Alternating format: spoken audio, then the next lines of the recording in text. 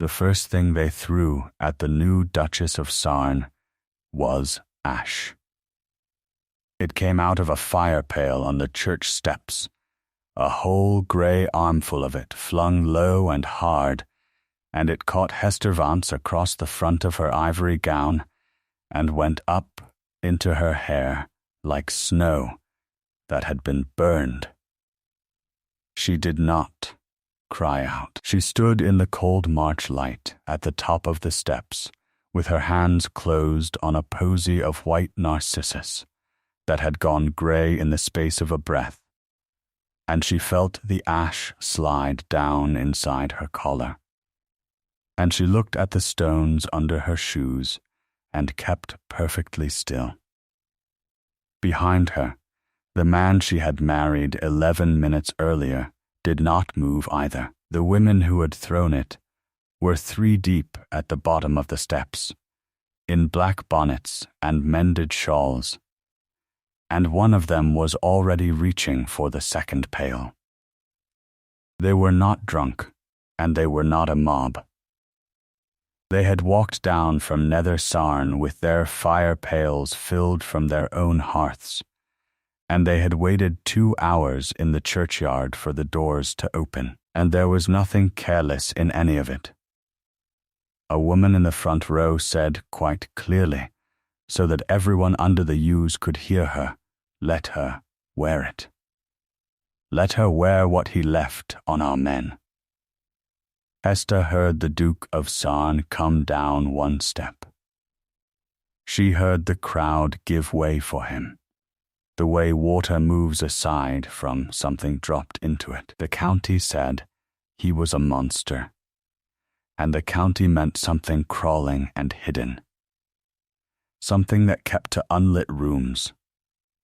What stood behind her on the church steps that morning was a tall man in a navy tailcoat and a white cravat, bare-headed in the wind, with his whole scarred face turned openly into the light. The burn ran from the corner of his right eye down through his jaw and disappeared under his collar, and the March sun found every ridge of it, and he made no attempt whatever to turn that side away.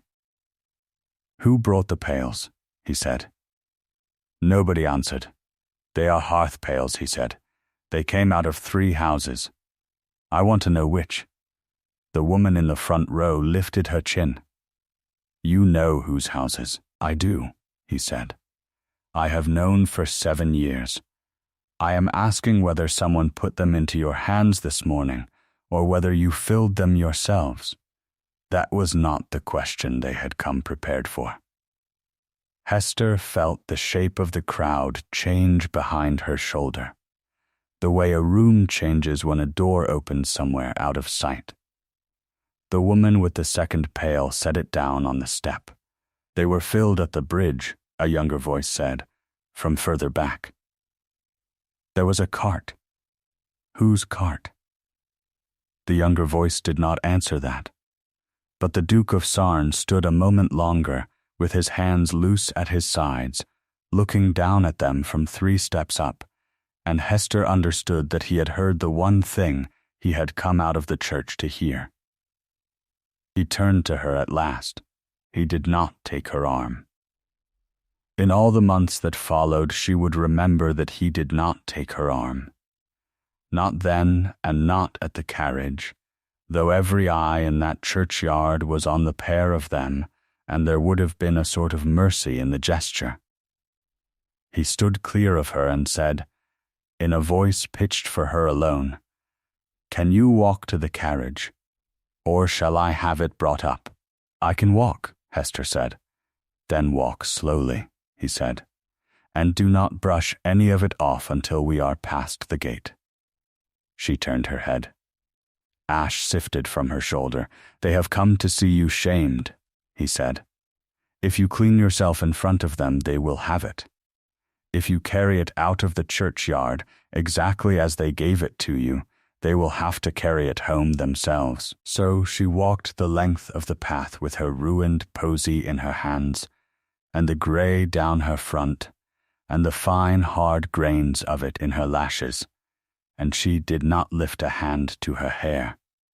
And behind her came the 5th Duke of Sarne, with his scarred face bare to the morning, and neither of them touched the other, and not one soul under those yews said a word. At the Lich Gate she stopped, because the last of the pale women had planted herself in the gap, with her arms folded.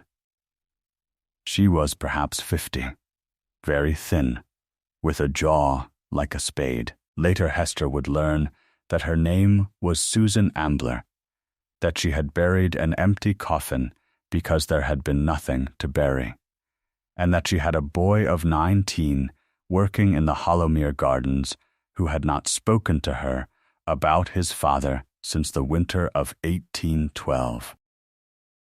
"You are new," Susan Ambler said to her, "so you will not know.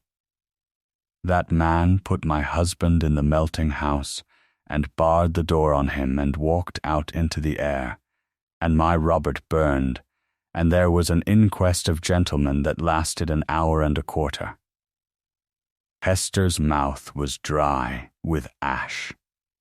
She said, "I do not know anything yet." It was the truest thing she said all that day, and something in the older woman's face flickered at it, some small, unwilling recognition of a person standing in the wrong place at the wrong hour. "Then find out," Susan Ambler said, and stepped aside. The carriage smelled of cold leather and, faintly, of wood smoke. Hester sat with her hands in her lap and watched the churchyard swing away behind the glass, and only when the gateposts had gone by did she let herself close her eyes. Opposite her, the Duke was looking out of the other window. In the shifting light his profile was ordinary from the left and ruined from the right, and he seemed to have no interest at all in which of the two she was given. "You may say it," he said. "Say what, sir? That you did not agree to that?" "No," Hester said. "I agreed to all of it. I only did not know the price would be paid in front of a church." He looked at her then, fully, and she made herself meet it. It was not a cruel face. That was the thing that unbalanced her most in those first weeks. Under the burn it was a tired, watchful, exactingly governed face, the face of a man who had spent 7 years deciding every single morning what he would permit himself to feel before noon. "There is a brush in the seat pocket," he said. "We are past the gate." Hester took it out and cleaned her front and her hair as well as she could while the carriage climbed, and the ash went down into the well of the floor and lay there, and neither of them mentioned it again. They had been married because she had asked him to marry her. That was the part the county never got right afterwards, in any of its tellings. 3 weeks before the ash, on a wet Tuesday in February, Hester Vance had walked 11 miles from the town of Marsham with her boots bound in sacking, and had presented herself at a door she had never seen, and had asked the porter to carry in a folded paper to the Duke of Sarne. The paper said, "I have no money and nothing to trade but myself, and I am told your name is the only name in this county that the Home Office will read. My brother is 19 years old. He is on the hulks at Woolwich, waiting for a ship. I will make you any bargain you care to name." She had written it at the kitchen table at 4 in the morning, with her mother asleep in the chair by the grate, and she had rewritten it twice, and the second version had been a great deal more civil, and she had put it in the fire. Because civility was a thing you sent when you had time. Tom Vance had been taken up in November with 11 other men on the Marsham Road after a rick fire on a farm where none of them worked. He had been 19 for 5 weeks.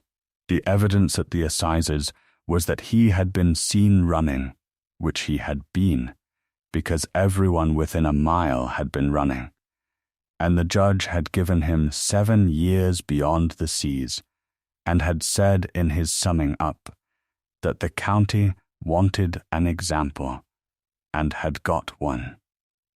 Her mother had written to the magistrates and to the member for the county. Hester had written to the Home Office twice, in her best hand, and had understood from the wording of the second refusal that the papers had never been read by anybody who could have altered a comma of Tom's life.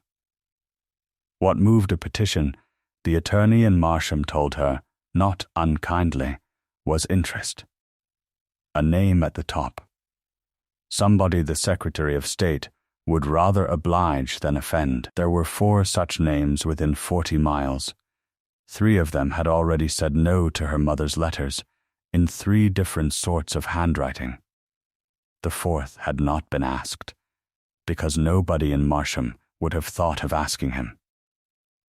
Hollowmere stood at the head of a shallow valley, with its back to the wood, a long grey house of the last century, with too many windows, and it was the windows that Hester noticed first.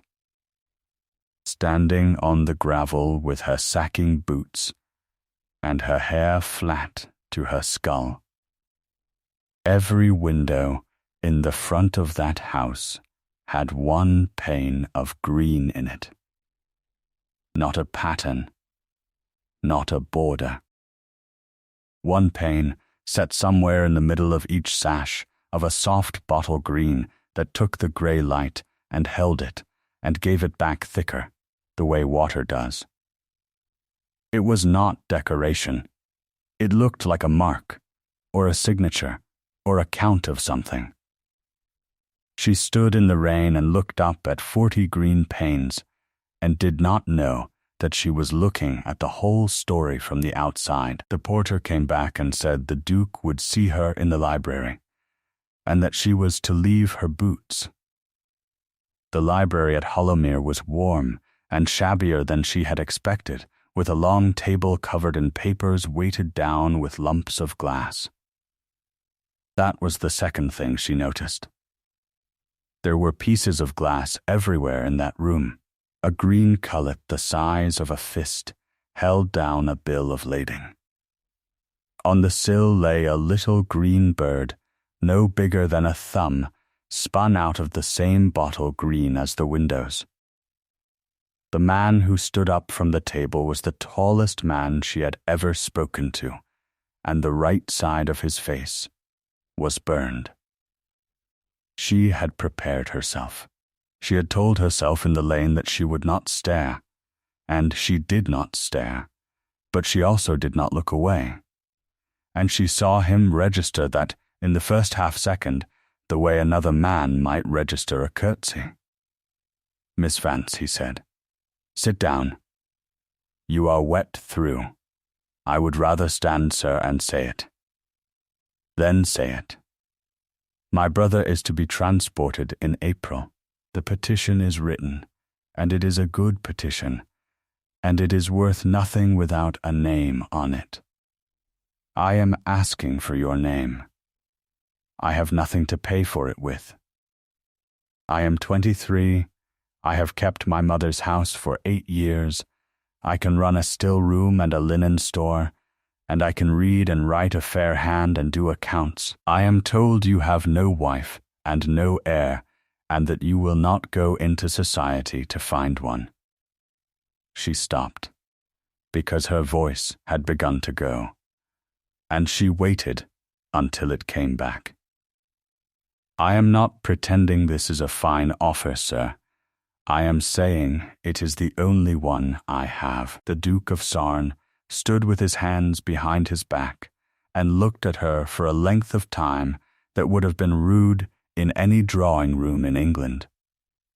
"Who told you to come here?" he said at last. "Nobody.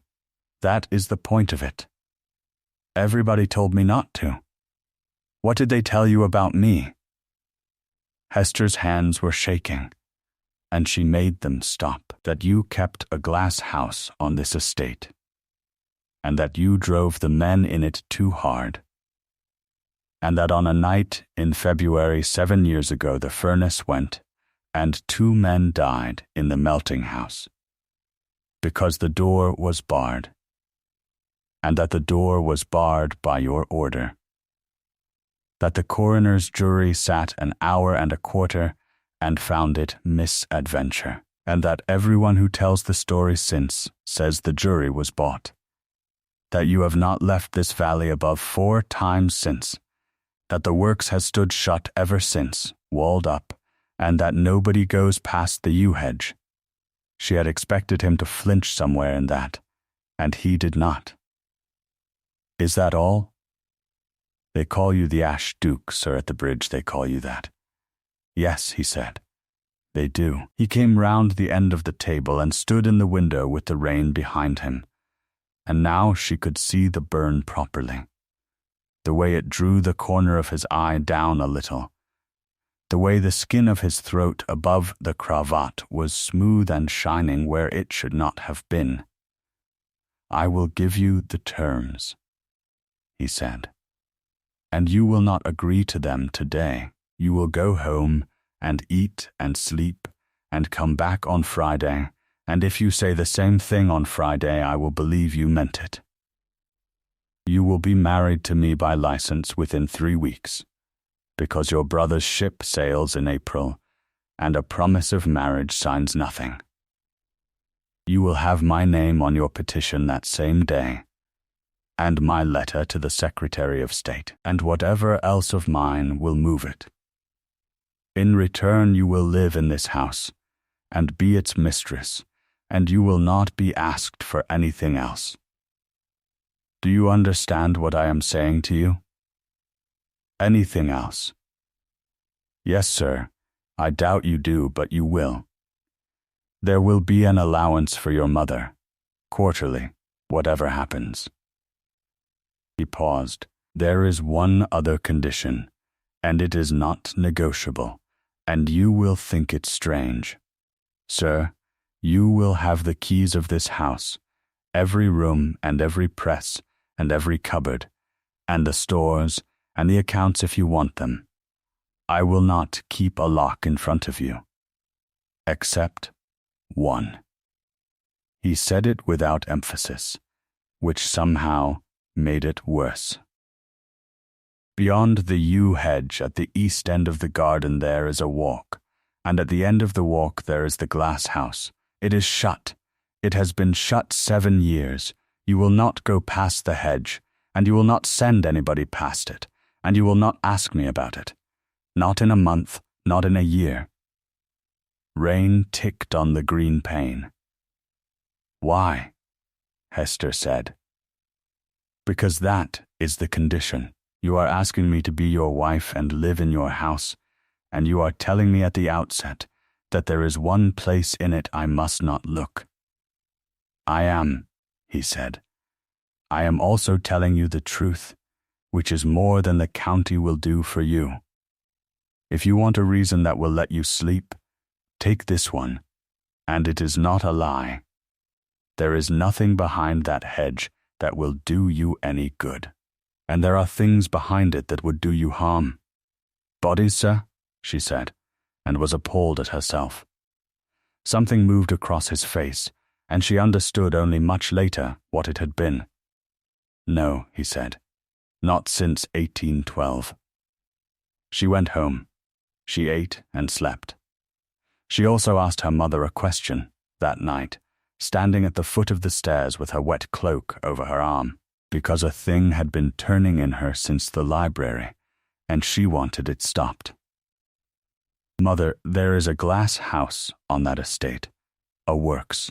It is shut now, but it was working 7 years ago. She watched the older woman's hands on the candlestick. Was my father ever at Sarne? Anne Vance did not look up. Your father was at Bristol, she said. He was never in that county in his life. You are sure? I am sure, Hester. Go to bed. And Hester went to bed, and slept, and did not think about it again for 2 months. because in 8 years of keeping that house her mother had never once told her a lie about anything. On the Friday she walked the 11 miles again, in better boots, and said the same thing, and the license was got. And on the 9th of March they were married in the church at Nether Sarne, and the widows of the men who had died in his glass house filled 3 hearth pails, and stood in the churchyard 2 hours in the cold to give her their answer. Hollowmere on her wedding night was very quiet, and everybody in it was kind, which she had not expected either. Mrs. Ordish the housekeeper had a face like a good winter apple, and a manner of such complete unsurprise that Hester began to suspect she had been rehearsing it since the license. There was a fire in a bedroom that had plainly been aired for a week, and a supper laid, because, Mrs. Ordish said, His Grace dined at 7, whether the world ended or not, and had said her Grace was to be asked and not summoned. Hester washed the last of the churchyard out of her hair and went down, and ate a plain good dinner opposite a man who spoke to her about roads and about the price of oats as though the morning had not happened. At the end of it he said, You will want to write to your mother. There is post out at 6. Peake will frank it. And the petition goes to town tomorrow with my letter. I have written it tonight. I have said that I have examined the case, and that I stand for the boy's character, and that as he is now my wife's brother, he is my concern, and I have asked for the sentence to be respited. He turned his glass on the cloth. I am obliged to tell you something, and I would rather tell you the first night than the second month. My name may not be worth what you were told it is worth. Not in this county, and possibly not in Whitehall either. I have been careful about that for 7 years, and there are limits to care. Hester looked at him down the length of the table. Then we had better make it worth something, she said. That was the first time she saw him startled. She saw the wrong thing on her 4th morning, and did not know for 6 weeks that she had seen it. There had been a hard frost in the night, the last one of that spring. Hester woke at 6 out of habit, because a woman who has kept a house for 8 years does not learn to lie in bed in 3 days, and she opened the shutters on a white world. The lawn was white. The yew hedge was white along its top like a loaf. The stable roof was white, and the brewhouse and the long slate roof of the laundry, all of them furred and glittering and even. Beyond the yew hedge, at the far end of the east walk, stood the glass house. She had not been able to see it properly before. It was a cone, that was the only word for it, a great brick cone perhaps 60 feet high and 40 across at the foot, blunt at the top, like a candle that has burned down, with a low huddle of sheds around its skirts, and a squat square chimney standing off to one side. It was black, with old smoke. And it looked, in the raw light of that morning, like something left behind by a much older and rougher world than the one the grey house belonged to. There was no frost on it, not on the cone slates, not on the sheds at its foot, not on the flat lead of the little lean-to on its northern side. The whole of that end of the garden was white as flour, and the roofs of the glass house were wet and black and clear, with a faint slick shine to them where the melt had run. And above the squat chimney the air was not still. It moved. It wavered, the way the air wavers above a road in August, in a thin column that went up 10 or 12 feet, and then combed away east on the wind.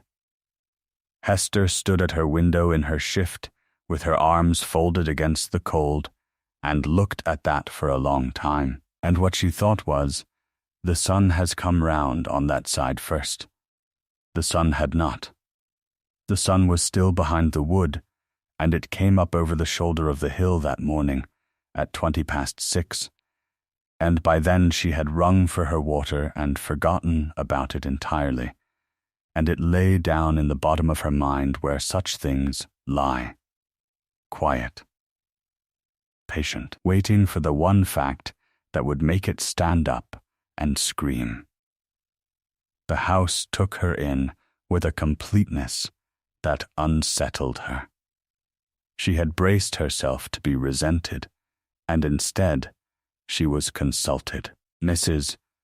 Ordish brought the linen books on the second day, and the stores on the third, with an air of profound relief, as though she had been carrying something heavy up a hill for years, and could now put one end of it down. Peake the steward, a dry, stringy man of 60 with an inkhorn manner and no small talk whatever, sent up the household accounts unasked, and was visibly gratified when she sent them back with 2 questions in the margin.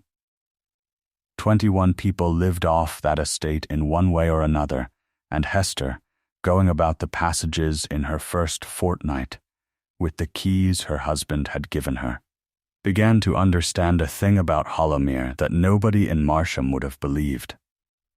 It was not a house in decline. It was a house being kept, deliberately and expensively, at exactly the size it had been on some particular day, the way you keep a room for somebody who is expected back. There were 3 men on the estate whose work she could not account for at all. One was old Josiah Bell. She saw him first from the still-room window on her second Sunday, going along the east walk in the last of the light with a basket on his shoulder, and she asked Mrs. Ordish who he was, and got one of those answers that is complete and tells you nothing. He was Bell. He had been at the works. He lived in the cottage under the wood and had his firing and 8 shillings a week, and he came up twice in the week, and no, ma'am, there was nothing wanted of him. He was an old servant of the family. The basket was small coal. Hester had lived 9 winters with a fire she had built herself, and she knew the sound and the sit of a coal basket from 30 yards. Twice in the week, sometimes 3 times, in all weathers, an old man carried small coal up a path to a building that had been cold for 7 years. The second was Ned Ambler, 19, who worked in the gardens and could not be got to say 6 words together. He had a stammer that came and went with his nerves, and a burn scar on the inside of his right forearm shaped like a hand, and when Hester came round a corner too suddenly on him at the frames, he went white to the lips and put the barrow between them. The third was her husband, who rose before the servants, rode out no further than the boundary, dealt with his letters until 3, and then went into the east garden, alone, every day of the week, and stood at the yew hedge in the gap where the walk went through, and did not go past it. She watched him do it 11 days running from the still-room window before she made herself stop watching. The county came to look at her in the 3rd week, and it was Mrs. Ordish who told her the shape of it beforehand. They will come Thursday, ma'am, because the bridge ladies have their sewing on the Thursday, and it is on the road. There will be Mrs. Galt and her sister, and 2 or 3 more that follow Mrs. Galt, and they will be very civil to your face. And Mr. Galt? Mr. Rennick Galt, said Mrs. Ordish with the first flatness Hester had heard in her voice, has the glass works down at Sarne Bridge, ma'am.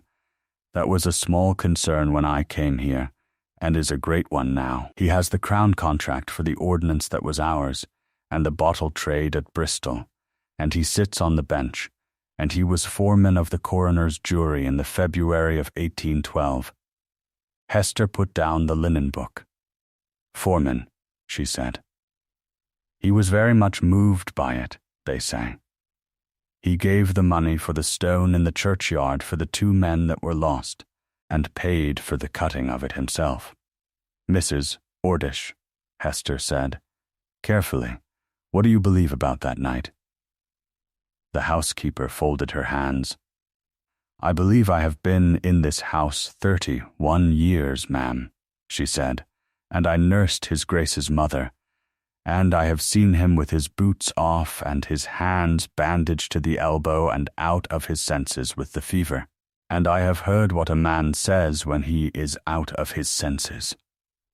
And I do not believe one word of what they say at the bridge.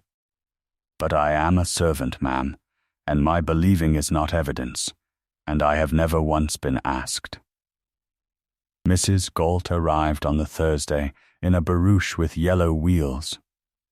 She was a handsome, full-throated woman of 40 in a very good pelisse, and she was so kind to Hester that the room went cold. She admired the house and said what a mercy it was that dear Sarne had somebody to look to him at last. She hoped the poor young Duchess would not find it lonely. And was there any prospect of the family coming down? None? Well, she had heard, and she would not have believed it if it had not come from her own maid whose mother was at Nether Sarne about the dreadful business at the church, and she did trust the poor young Duchess had suffered no lasting injury to her gown. It brushed off, Hester said. Of course. Ash always does. Mrs. Galt turned her cup. You must not judge them, my dear. Those are respectable women, and there has never been a proper reckoning. Grief takes people strangely. There was an inquest, Hester said. There was an inquest, Mrs. Galt agreed warmly, and Mr. Galt has never in his life spoken one word against the verdict, and I honor him for it. He says the country must be satisfied with lawful verdicts. She let a little silence sit. He has said to me, in this very private way that husbands have, that if he had been permitted to see the pothouse before it was cleared, he would have been better satisfied in his own mind. But he was not permitted. And what is not permitted, my dear, is nobody's fault. She stayed 40 minutes, and did 9 minutes of damage, and went away down the drive with the yellow wheels flashing. Hester sat by herself in the cold drawing-room afterwards, and then went and found her husband in the library and said, Misty, Galt was foreman of the jury. The Duke of Sarne put down his pen. He was, he said. Who told you? Ordish? Yes, then it is true. What else did his wife tell you? That he was not permitted to see the pothouse before it was cleared, and that what is not permitted is nobody's fault. He laughed. It was a short, unused, unpleasant sound, and it stopped almost at once. That is very good, he said. That is really very good. In 8 words she has told you that I cleared it, that I had a reason to clear it, and that her husband is too honorable to say so. He looked at the window. Do not receive her again. I shall receive her every time she comes, said Hester. Why? Because a woman who is not received talks in the street, sir, and a woman who is received talks in my drawing-room where I can hear her. And because if I shut my door on the bridge in my first month, this house is at war. He looked at her a moment with the same startled attention as on their wedding night. You had better have my mother's barouche put at your disposal, he said. It is far too grand, and it will annoy them extremely. Something began in that room, in the weeks after, that Hester could not have described to anybody, and did not try to. It began with paper, because paper was the only ground the two of them shared. She came in about the household accounts and stayed for the estate ones. He had a way of explaining a thing exactly once, completely, without condescension, and then leaving her to it. He could not bear to be thanked. And if she got up to go, he did not look up, but his pen stopped until the door shut. By the middle of April, she had learned the whole geography of the man without asking a single one of the questions she wanted to ask. He did not go into a room where a fire had been let get up high. He would stand in the doorway and speak from there. He wrote with his left hand, and the right, which was gloved out of doors, was scarred across the back and short at the tip of one finger, and served perfectly well for a bridle and a cup, and not at all for a pen. He would not be waited on at his own dressing. He never, in her hearing, said the word fire. And on the 15th of April, when the London letter came, he brought it to her himself, and put it in her hand, and stood there while she read it. The Secretary of State was not able to advise His Royal Highness to interfere with the sentence of the court. The Secretary of State begged to observe that the case had been fully considered at the assizes. The Secretary of State had the honor to be Her Grace's most obedient servant. Underneath, in another hand, somebody had written a clerk's private note on the fold, the sort of thing that is done as a kindness by a man who owes something to somebody. The memorial was laid before Ld.S. with the signature. It was returned with a query as to the character of the signatory, which query I could not answer to advantage. Advise a second name. Hester read that twice and then folded it very small. Do not, her husband said, say anything comforting to me. I was not going to good, I was going to ask you what a second name costs, she said, and where in England we get one. He turned away to the window and stood there a while with his back to her, and when he spoke his voice was perfectly level. I have 3 cousins, a bishop who was at school with my father, and 2 men in the Lords who owe this family money, he said. In 1812 I wrote to all of them. 2 answered. One of them was the bishop, who advised me to make my peace with God, and the other was my cousin Marchbank, who advised me to go abroad and stay there. I have not asked anybody for anything in 7 years, Hester, and the reason is not pride. It is that when I ask, the answer teaches somebody else that I can be refused. It was the first time he had used her name. Then we must get the query answered, she said. The query as to your character. That is the whole of it, sir. Everything in that note is a polite way of saying that the Secretary of State has been told you barred a door on 2 men, and he will not sign under your name until somebody tells him otherwise. Yes, who can tell him otherwise? Nobody, said the Duke of Sarne, who is alive and free to speak. He went out. She sat in the library with the folded letter in her fist and the green cullet paperweight in front of her, and she thought, he did not say nobody. He said nobody who is alive and free to speak, and a man does not build a sentence like that by accident. The next afternoon she walked to the yew hedge. She had not intended to. That was what she told herself on the way. The east walk ran between 2 brick walls with pears trained on them, and at the end of it the yews stood 12 feet high, with a gap in the middle where the path went through. On the far side of the gap somebody had built, and not recently, a proper barrier, a paling of oak, 7 feet, greyed with weather, and in it a door with a chain and a padlock, and on the door a board with painted letters gone soft at the edges. Dangerous building. No admittance by order. She stood at the gap for a long time. She did not touch the door. She had given her word about the door.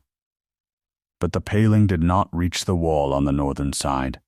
It ended against the corner of the old bark house, and between the two there was a gap of a foot or so, and through the gap she could see a slice of the yard beyond, cobbles, a barrow with its handles up, the foot of the cone itself, and, running along its base, a brick apron perhaps 3 feet high, blackened, with iron doors set into it at intervals. Hester put her hand flat against the brick of the barkhouse wall to lean and see better. The brick was warm, not sun-warm.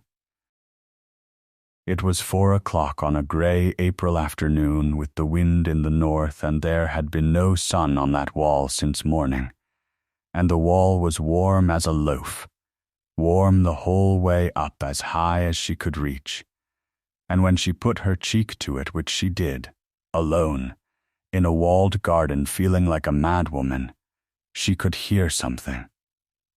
It was not a sound so much as a level in the air, a hum with no pitch to it, the sound a kettle makes 10 minutes before it thinks about boiling, going on and not arriving.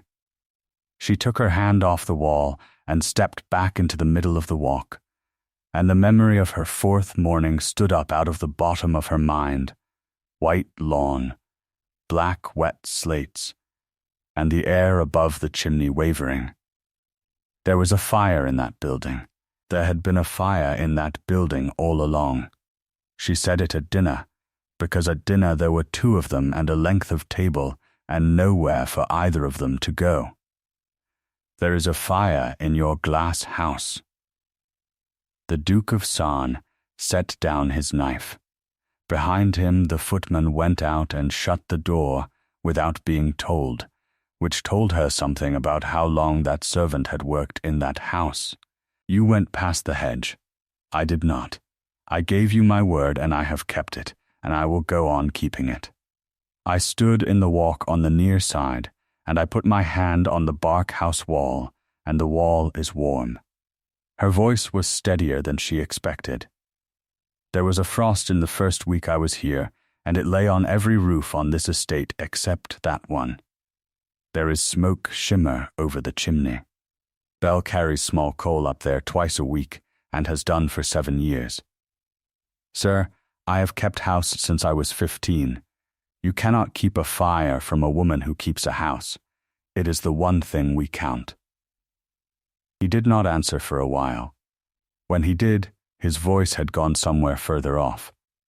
It is not a fire, he said. It is a furnace, which is a different animal. Do you know anything about glass? Nothing. Then attend, because I will say this once, and it is all I will say. He turned the glass on the cloth, the way he did when he was choosing. Under the cone there is one furnace, and standing in it there are pots. Crucibles of fire clay 5 feet round, 6 of them, set in a ring on a bench of brick with the fire in the middle. The pots hold the metal, which is what the men call the melted glass. It takes 50 hours to bring a pot to working heat, and 11 days to bring it down again without cracking it, and every time you let a furnace out you lose the pots, and the pots are the whole capital of a small works. He paused. A furnace once in is not let out. Not for Sundays, not for Christmas, not for a death. That is the trade, and it has been the trade for 300 years. When a glass house goes cold, the glass house is finished, and yours has not gone cold. Mine has not gone cold, he said, for 7 years.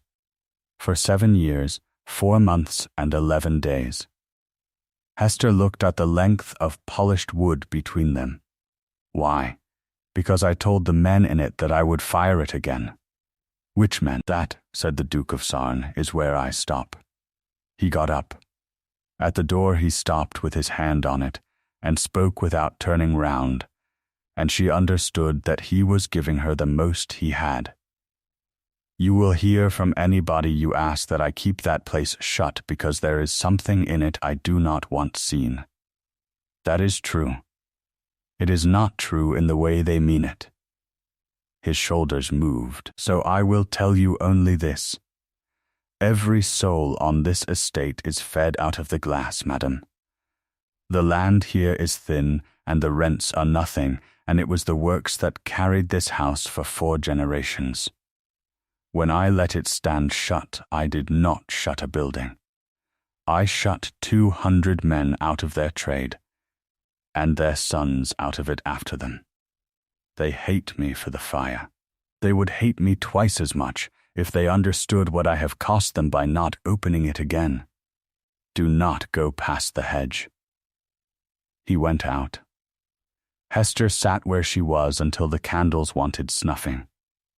She went down into Nether Sarne on the 2nd Tuesday in May, in the plain grey pelisse and not the barouche, and she did it against every particle of advice she had received. Mrs. Ordish had made a face like a woman biting a bad walnut. Peake had observed dryly that her Grace would find the village civil in the sense in which a wall is civil. The Duke had said nothing at all, because she had not told him. She went because of the school. It was a real errand, and she had made it a real one on purpose. There had been a subscription school in the village until 1813, held in the loft over the wheelwrights, and it had folded when the works shut, and there were 40 children in that parish getting nothing. Hester had the accounts. She had found £400 a year going out of the Hollowmere books under a heading she did not understand, and Peake had told her in his dry way that the heading was a private charge of his Grace's and not open to her. She had let that go for the moment. But she had also found £60 a year unspent in the poor account since the old Duchess died, and £60 was a schoolmistress, and coals and slates, and it was hers. The wheelwright's wife came to her door and stood in it, and did not ask her in. "You will want the loft," she said. "I want the loft, and a woman to keep the school, and I have money for both, and I would rather it came out of this village than out of my husband's house." Hester said, "Because if it comes out of his house, nobody will send their children to it, and I would rather have the children than the credit." The wheelwright's wife looked at her for a long moment. "You are Vance's girl," she said. Afterwards, Hester could never remember what she had answered. She remembered the woman's face changing, first with a kind of pity and then with something like horror at her own tongue, and she remembered saying something about her mother's name. And she remembered the woman shutting the door. She walked out of the yard and across the road and in at the churchyard gate. The stone was against the south wall, a plain slab of Portland, newer than everything around it. It was the one thing in that yard the frost had not got into, and the letters were still sharp, because they had been cut by a good man in Bristol, and paid for by a gentleman who wanted them read. In memory of 2 men of this parish taken by fire the 3rd night of February 1812 in the glass house at Hollowmere, Robert Ambler, glassmaker, aged 41 Elias Vance, founder. Aged 47 they were pent in Hester, read it 4 times. The 4th time she read only the 2nd name, and then only the first word of it, and the churchyard went a long way off and came back, and she found that she had sat down on the grass in front of the stone in a good grey pelisse, with her hands flat on the ground on either side of her. Elias Vance, founder, aged 47. He had left them in the March of 1810, with a bundle and a promise and a kiss on the top of her head, and he had sent money 4 times in the 1st year and twice in the 2nd. And in the March of 1812 a letter had come that Hester was never shown, and her mother had stood a long while in the yard and then come in and said that their father was dead in a works fire. and that. They would not speak of him again. And they had not. She had been 15. Tom had been 11 and had cried in the loft for a week. Your father was at Bristol. He was never in that county in his life. The frost had not lain on the roofs. The wall had been warm. The old man carried coal up the walk twice in the week. Bell had been at the works. Ned Ambler had a burn on his arm in the shape of a hand and could not be spoken to. Susan Ambler had stood in the lich gate and said, "You are new, so you will not know." They had all known. Every one of them, on the 9th of March, standing under the yews with their hearth pails, had known that the girl at the top of the steps in the ivory gown was Eli Vance's daughter, and that she had walked up a hill and asked to be married to the man they believed had barred a door on her father, and that she had done it, so far as anybody could see, cheerfully, for a signature. Let her wear it. Let her wear what he left on our men. Hester sat on the grass for a quarter of an hour. Then she got up and brushed herself down and walked back up the hill to Hollowmere, 4 miles, without her gig, and she was in the library before she had decided one word of what she meant to say. He was at the table. He looked up, and whatever was in her face brought him to his feet at once, and she saw his hand go out toward the bell and stop. "There is a stone in the churchyard," Hester said, "with my father's name on it." The Duke of Sarne did not say, "What do you mean?" He did not say, "There is some mistake."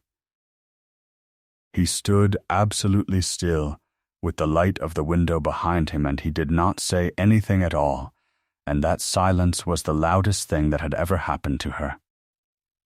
"You knew," she said. "Yes, when your paper came in from the door," he said. "The porter brought it to this table, and I read the name at the bottom of it, and I knew before I had finished the first line. And you married me, yes, knowing that I did not know, knowing that I would find it out, because I find everything out. It is the only talent I have." Her voice cracked, and she let it. "You stood in this room and let me offer myself to you like a heifer at a fair, and you knew whose daughter I was, and you said nothing." "I said one thing," he said. "I said you would go home and come back on Friday. I gave you 5 days to be told by anybody in Marsham where Eli Vance died, and I sat in this room for 5 days expecting a letter instead of a woman. Nobody in Marsham knows. My mother told them Bristol. Then your mother is a better liar than I am, madam, and I have had 7 years of practice." Hester put her hand on the back of the chair. "The 400 a year," she said, "Peake's private charge that I am not to see. That is us. That is my mother's quarterly money. She calls it the trade's charity. She has called it that at our own table for 7 years, and she says a grace over it at Christmas. It is 100 a quarter to Mrs. Anne Vance of Marsham, and 100 a quarter to Mrs. Susan Ambler of Nether Sarne, paid through an attorney in Bristol who does not know whose money it is," he said. "It is not charity. It is a debt, and it is not nearly enough. And if you want to know why I did not simply send your brother's petition back with a bank order in it and never see you again, that is your answer. I have been trying to put money into your family's hands for 7 years without a name on it. And then the name walked up my drive and asked me for something money cannot buy. You could have told me on the 9th of March. I could. Why did you not?" And here, for the first time since she had known him, the Duke of Sarne looked away from her. "Because you would have gone," he said. "And there is a thing I want. And I have wanted it since I was 27, and I have never had the smallest hope of it, and I found that I could not make myself hand it to the fire on the same day it walked in at my door. What thing? Somebody in this house who is not afraid of me, he said, and who is not paid.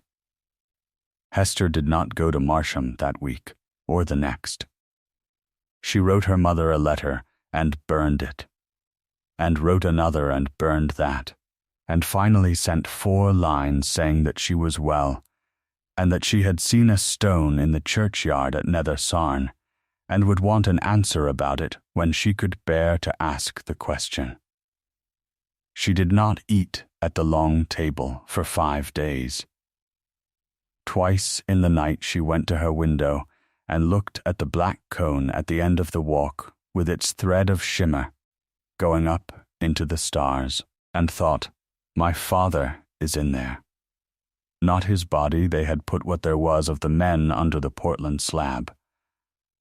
But the thing that had been done to him was in there, and the answer to it was in there, and the only living creature who could tell her the truth of it was a man she had married for a signature, and was no longer certain she could look at.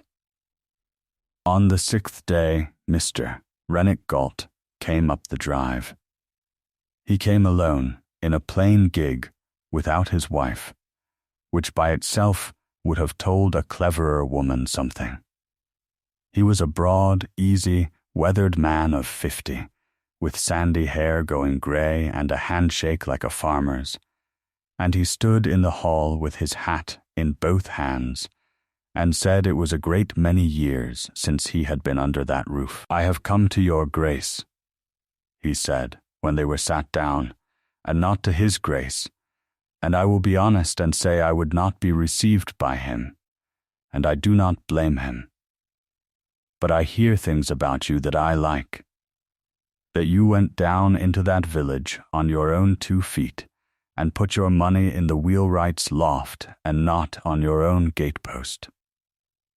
He nodded slowly. I will do you the courtesy of coming to my point. Your brother is on the hulks. Hester's hands did not move in her lap. He is. The April convoy sailed without him. He is respited to the autumn ships. A respite is not a pardon, ma'am. It is a longer wait for the same ship, said Mr. Galt. Well, I sit on the bench, ma'am, and I have the ordnance contract, and I subscribe to 2 members and dine with a 3rd, and there is a name in Whitehall that will read a paper from me at any hour of any day. I can have that boy's sentence commuted to 12 months in the House of Correction and home for the harvest of next year. I do not say I might. I say I can, and I will put it in writing before I leave this room. The clock on the mantel went on very loudly. And what is your price, Miss Galt? 2 things, and neither of them is a lie, which is why I can ask them. He leaned forward with his elbows on his knees, comfortable as a man in his own kitchen. First, there is a working furnace inside that cone, and there has been for 7 years. And it is not licensed, and it is not insured, and it stands 80 yards from a village of thatch. I want your Grace's word to that in an affidavit, only that the wall is warm and the coal goes up. Second, there is to be a petition to the quarter sessions to have that building presented as a nuisance and taken down. It will carry a great deal further with the Duchess of Sarne's name on it, because then it is not the bridge against the hall, it is a wife who has seen the thing with her own eyes. You want it pulled down, Hester said. I want it made safe. You want it pulled down before anybody looks inside it. Mr. Galt's face did not alter by the width of a hair, and that was the moment, and Hester never afterwards doubted it. A wronged man would have asked her what in God's name she meant. A guilty man would have blustered. Rennick Galt sat quite still and let 2 seconds go by and then said, gently as though she had said something pathetic and he was too kind to point it out. "There is nothing to look at in there, ma'am, but 6 cracked pots and a bad memory. I am offering you your brother. And if I say no, then the petition goes up without you, and it will very likely carry anyway, and your brother goes to New South Wales in the autumn, and neither of those things is my doing." He stood and gathered his hat. "I am not a hard man, whatever they have told you up here. But I have watched this county eat itself over one night in 1812, and it will not stop while that chimney stands. Sometimes a thing wants taking down." At the door he paused. "They tell me you did not know whose daughter you were when you married," he said. "That was ill done of him. That would have gone hard with me in your place." He put his hat on and went out to his gig. Hester stood in the middle of the drawing-room and found that she was breathing as though she had run up the hill from the village, and that her hands were quite cold, and that somewhere under the fright there was a small, hard singing thing that she recognized, after a moment, as certainty. He had said pots. 6 cracked pots. She had learned the word from her husband 4 days before, and she would have wagered the whole of Hollowmere that Rennick Galt had never in his life been past that paling. She went out through the garden door, down the east walk, and did not stop at the yew hedge. She went along the near side of the paling to the corner where the bark house made its gap, and she put her face to it and called through into the yard. "Mr. Bell, Josiah Bell. It is the Duchess. Come out here to me, please. I am Eli Vance's daughter, and I have come to the wrong side of this fence to ask you what happened to my father." For a long moment there was nothing but the wind in the yews. Then, somewhere beyond the brick, a bolt went back. The inside of the cone was the strangest place she ever stood in. It was hot. That was the first thing. A dry mineral heat that met her at the door like a hand on the chest, and the second was the light, because everything she could see was the color of a low sun, the brick ring of the siege, the bench, the arch mouths glowing sullen orange at the level of her knees.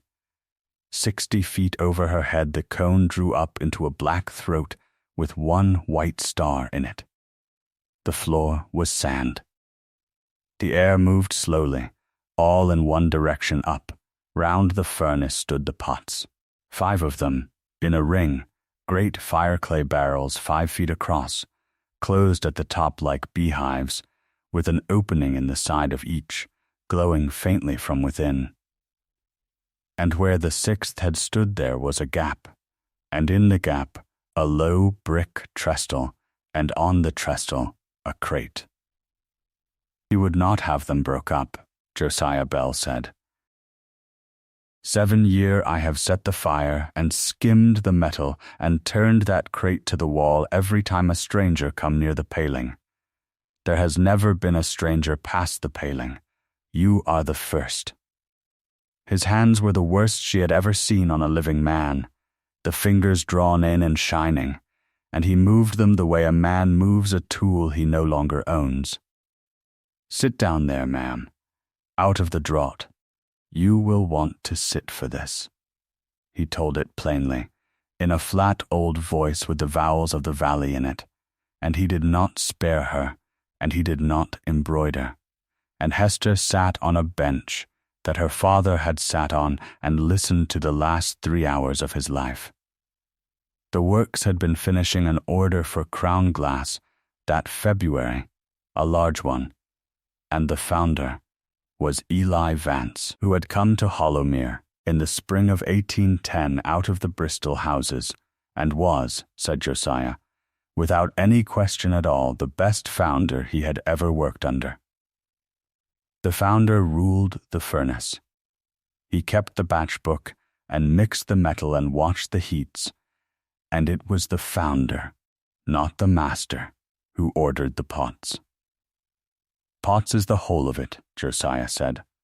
A pot is 300 weight of Stourbridge clay, worked and beat, and laid up a 12-month, and it costs what a man earns in a year, and we run 6. 4 years they had been coming from Stourbridge. In the November of 11 they began coming from a yard down by the bridge, and the bills was made out at the Stourbridge price. And the difference went into your father's pocket, ma'am, and I would have took it to my grave if you had not come to that fence and named yourself. He turned one ruined hand over. I told him. In the January.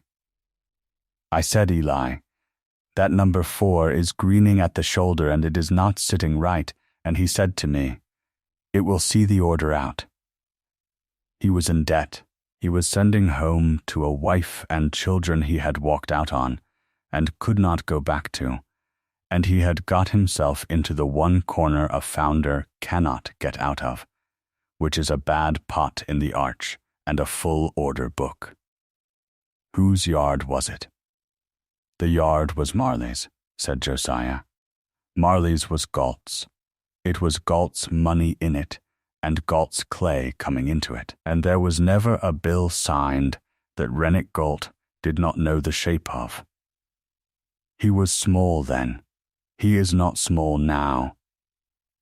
That is what he got out of 1812, ma'am.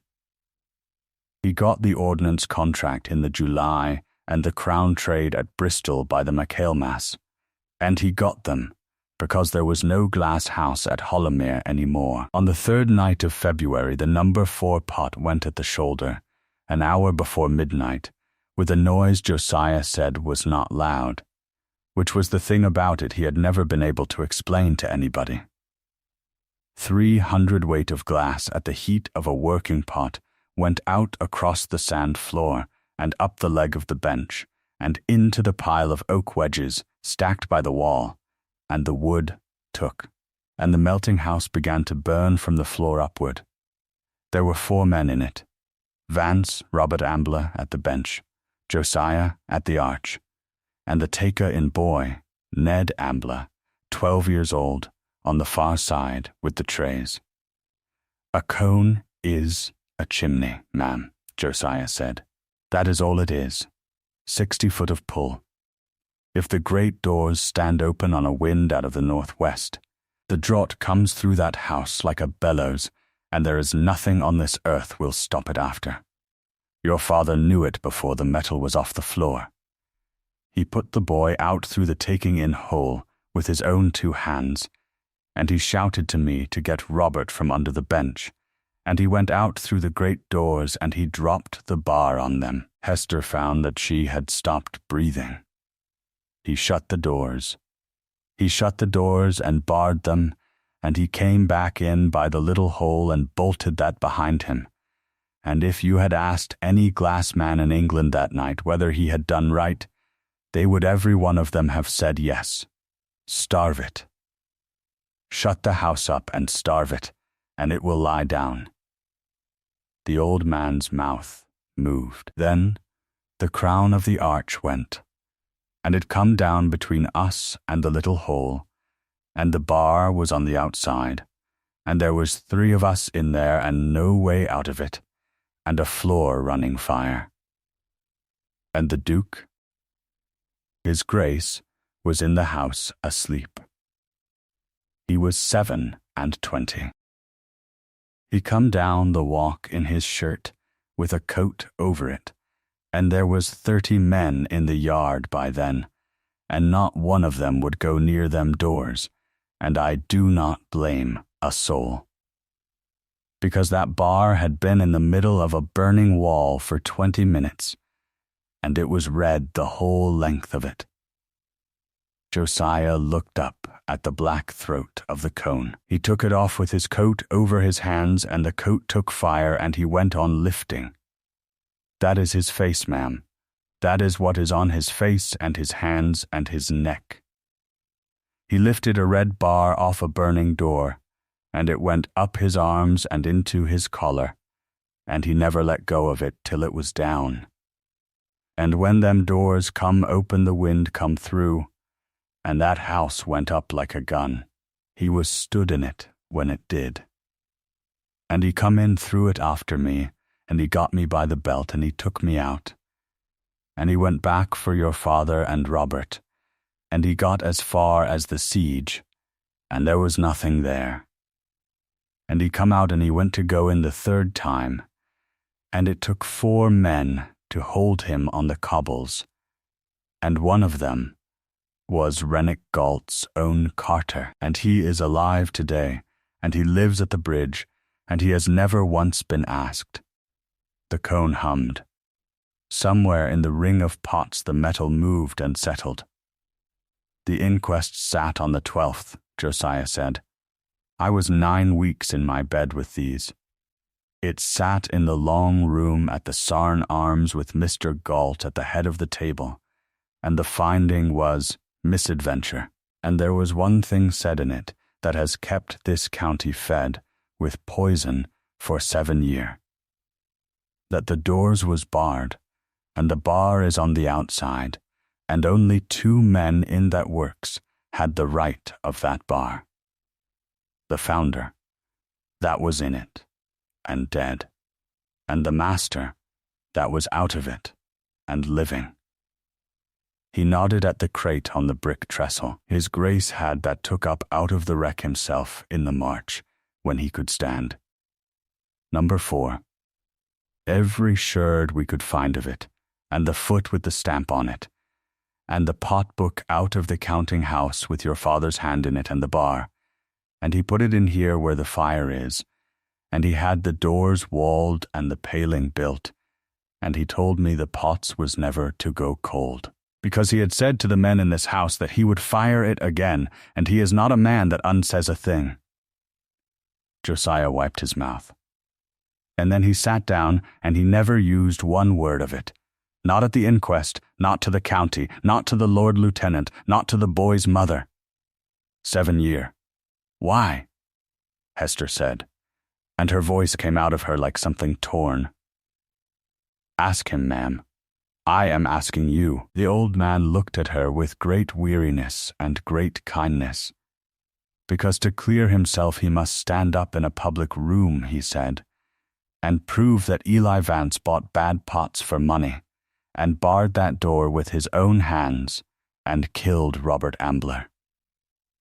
That is what it is. There is no half of it he can tell.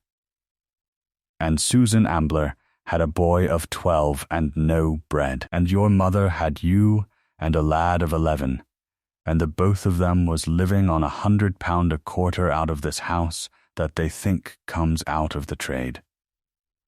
He could have his name back any day, these 7 year. The price of it is 2 widows and 2 dead men's names, and one of them belongs to your father. She did not go to her husband first. She went to Susan Ambler. It took her 2 days to make herself do it. And she walked down, and she stood in a scrubbed kitchen with a cold hearth in the middle of June, and told a widow of 7 years standing that her husband had been killed by a cheap pot bought by Eli Vance for the difference in the price, and that the door had been barred by Eli Vance's hands, and that the man they had all been feeding on hatred of had lifted a red-hot bar off it with nothing but his coat. Susan Ambler heard the whole of it without sitting down. And you are telling me, she said at last, because you want me at the sessions. I am telling you because it is yours, Hester said. If you want it kept quiet, it will be kept quiet, and I will find another road to my husband's name, and I do not know what road that is, and I will find one. You buried Robert. You may have this first, and you may have it whole. The older woman went to the window and stood with her back to the room a long while. Ned come home in the March of that year, and would not speak, she said. Not to me.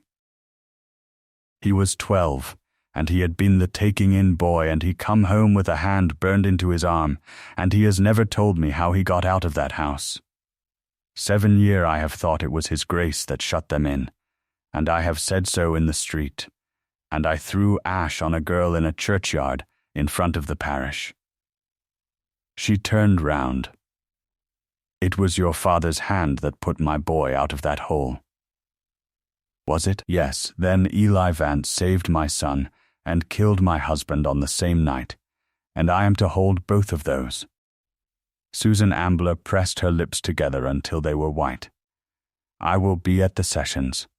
I will say what my boy tells me he saw, and I will make him say it himself, because he is 19, and he has carried it since he was 12, and I have let him, and that is on me and not on any duke.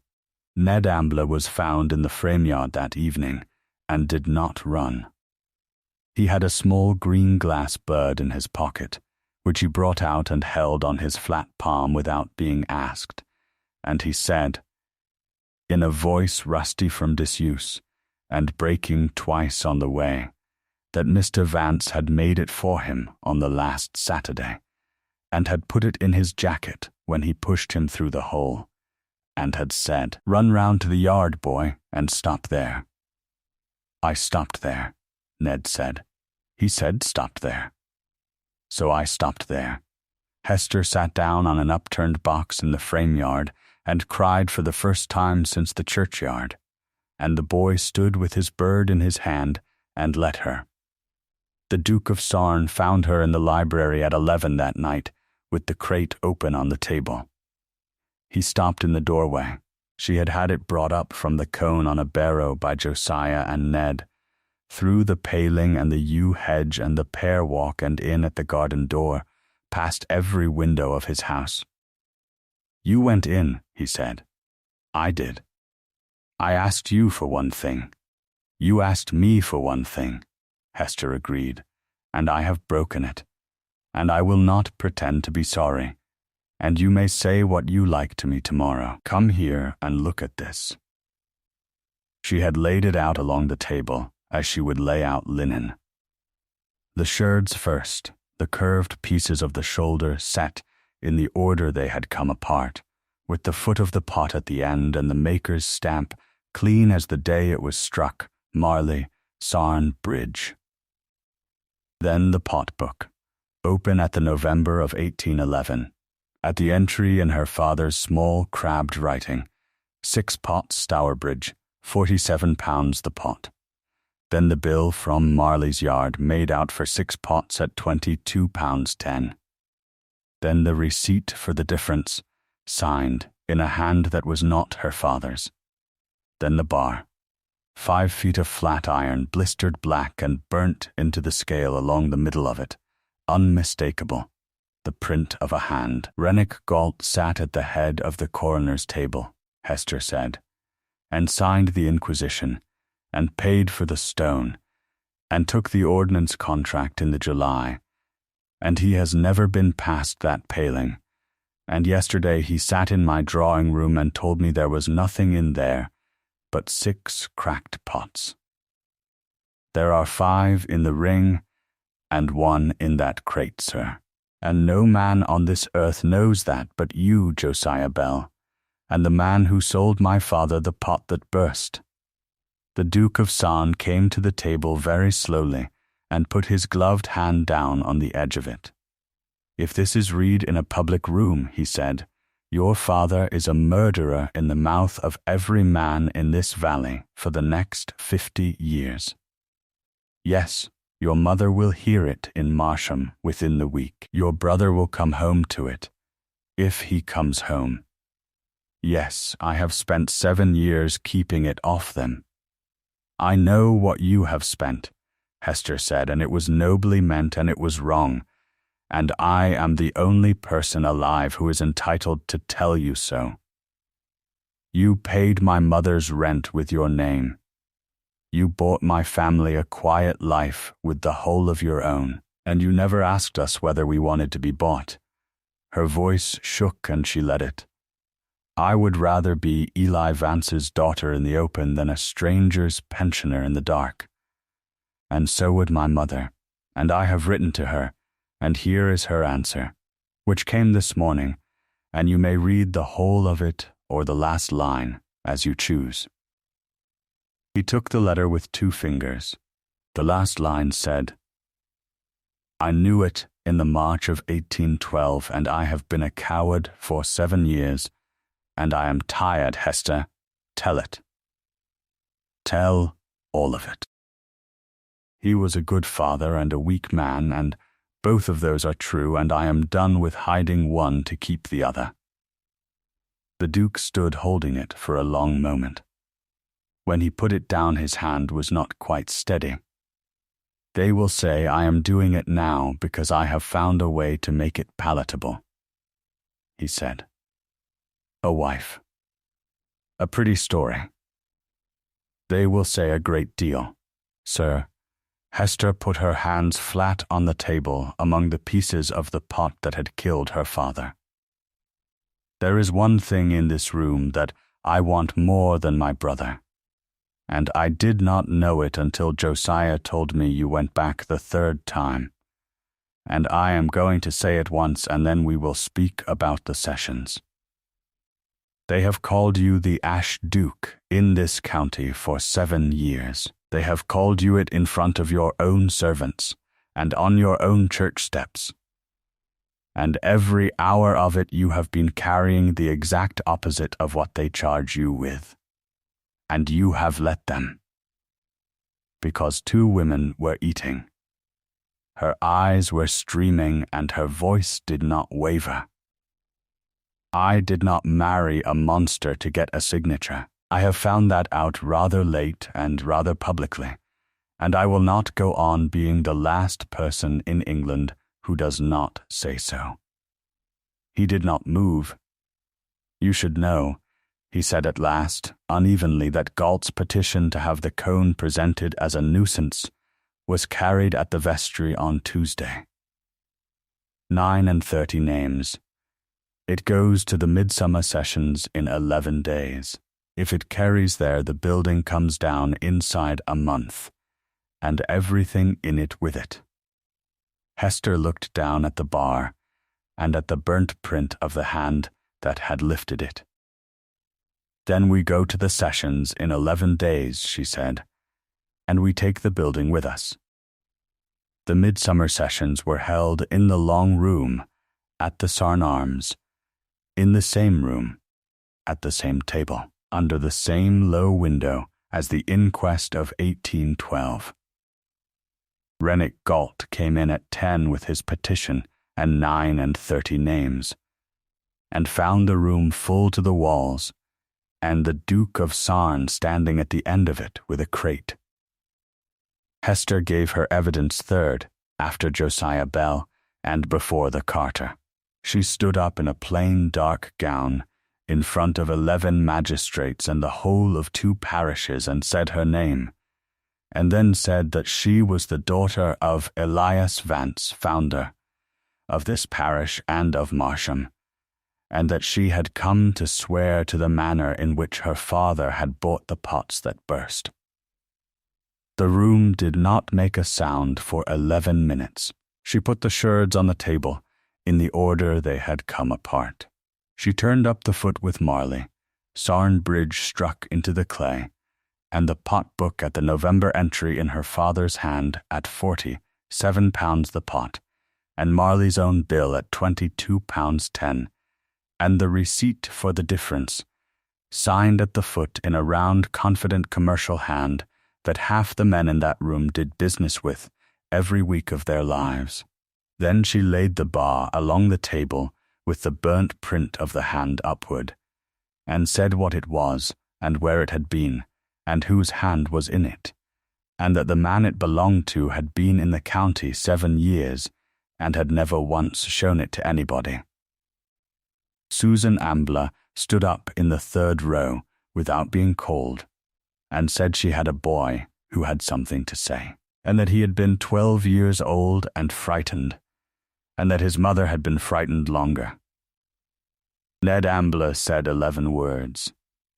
He got them out in 20 seconds and he stammered on 9 of them, and nobody in that room breathed while he did it. Mr. V. Vance put me out. His Grace opened the D-doors. The chairman of the bench refused the nuisance petition inside the hour, ordered the papers laid before the coroner and copies sent to the Attorney General, and made an observation from the chair, in the plainest language, about a foreman of a jury who had sat on an inquiry into a fire and had failed to disclose that the pot which caused it had been made in his own yard and billed at 4 times its price. Rennick Galt was committed to the assizes in the August, on 2 counts of obtaining money by false pretenses and 1 of corrupt practice as a juror. He lost the ordnance contract in the September. His wife did not call at Hollowmere again. The autumn convoy sailed without Thomas Vance. The chairman of the bench had written to the Home Office on the evening of the sessions, in his own hand, about a family in his parish that had lately been used rather hard by the county.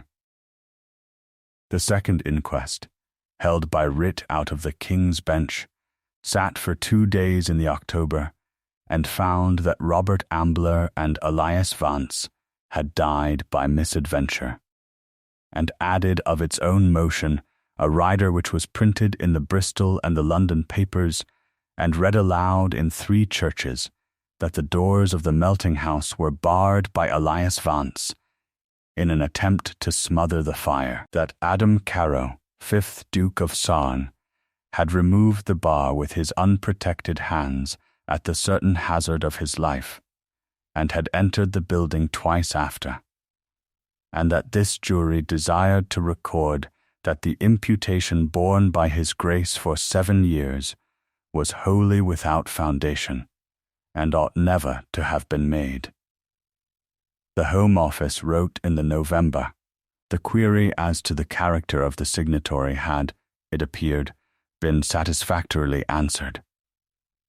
Thomas Vance came home to Marsham on the 4th of December in a hired chaise, 19 going on 40, and stood in his mother's kitchen and would not let go of Hester's sleeve for an hour and a half. They fired the cone again in the spring. It took 9 weeks. New pots came up from Stourbridge by canal and were set in the arch, and brought on by degrees, and the men came back, some of them from the bridge, and one of them from Bristol on foot, and Josiah Bell sat in a chair by the siege, with a blanket over his knees, and told everybody what they were doing wrong. Ned Ambler took the first gather. He was 20 by then, and had begun to talk in whole sentences, most of them about glass. Hester stood in the door of the melting house on the morning they let the light in, and watched her husband walk out into the yard among 200 people, bareheaded, in an old coat, with the whole ruined side of his face turned up into the April sun, and she watched Nether Sarne look at him, and go on looking, and not turn away. Afterwards, when the yard had emptied, she found him at the end of the east walk where the paling had been. The oak had come down in the February. There was nothing between the garden and the works now, but a gap in a yew hedge and 11 yards of gravel. They have taken the board off the door, he said. Dangerous building. No admittance by order. Peake wanted to burn it. I said we should keep it. Keep it for what? To remind me what I called it for 7 years. He looked down at her. You have ash on your sleeve. Hester looked. There was a little, from the working of the pot arch, fine, warm, grey, the honest waste of a working house. So I have, she said. I find I do not mind it now. And then she did the thing she had not done in 13 months. She reached over and took his right hand, the burnt one, the one he kept gloved in front of the county, and she turned it palm up in the light, and held it there in both of hers, and he let her, and neither of them said anything at all. Behind them the cone was drawing, and 100 feet of pale smoke stood straight up into a clean sky, and every window in the long grey house at the head of the valley had one green pane in it, and the sun coming through those panes lay in 40 small green squares on the floors of 40 rooms, the way it had for 4 generations, and would again.